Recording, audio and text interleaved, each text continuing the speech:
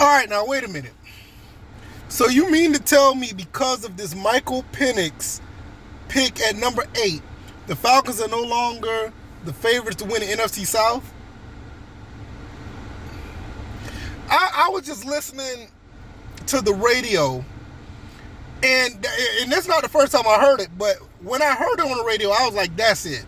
I've heard other places, other websites, I can't remember because I was just scrolling through, yada, yada, yada, just brushing it off.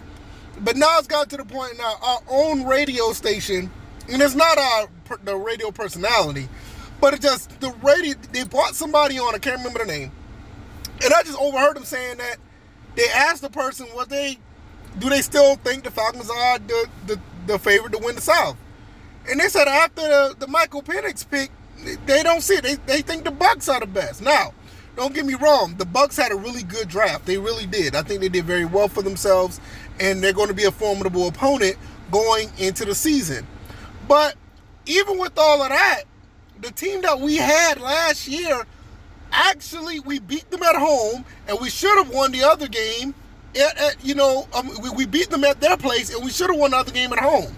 So it's not that cut and dry as them running away with the division. That's not. Yeah, they could be the favorites, but that's subjective. And that's everybody's opinion. But when I look at it, and I look at it from an unbiased way, when I'm not thinking about the team, because I am a Falcons fan. But when I look at us having the best quarterback, arguably the best team, I see that us actually being the favorites. Now, when we win the division, things happen in the division. It be all over the place. I mean, it was a 3-way tie at the end of the season last year. This year's a new year, different personnel. We do have a better quarterback, and with all things being considered, I just don't know. But do I believe we're the favorite? Yeah, I absolutely do think we're the favorite. And I mean, it is what it is. I don't understand how one pick could throw everything off like that. Listen, there's not one person that's in the draft, in my opinion, that was going to be a big-time game changer defensively to the point where, they're going to win the first, they're going to win the division because we picked Dallas Turner at 8, or we picked Latu at 8.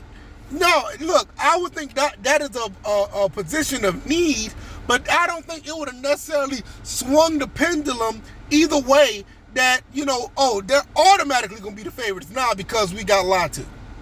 I don't believe that. You know what I'm saying? I believe the personnel, I believe we're the favorite. I do believe that. Everybody want to say, okay, we need a cornerback number 2. All right, fine, that is cool. But even if we got the cornerback number 2 and another pass rusher, I still believe that we would have been the favorite.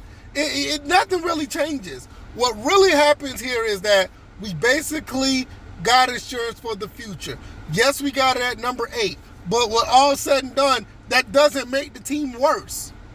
Everybody's talking about this from a standpoint that it makes the team worse. Now, is there a risk that the team could be in, salary cap hell again? Yes, there's a big risk in that. But you know what? With the days going rate of quarterbacks, I believe that the front office is willing to take that risk and be in quarterback hell, quarterback cap hell, and dealing with that while having Michael Penix instead of, let's see if for some reason Kirk Cousins doesn't pan out, you're trotting out one of the undrafted free agents that we brought in, or you're bringing in, Taylor Heineke and still being in cap hell because you don't want Kirk Cousins on the field due to poor play or injury. It could happen.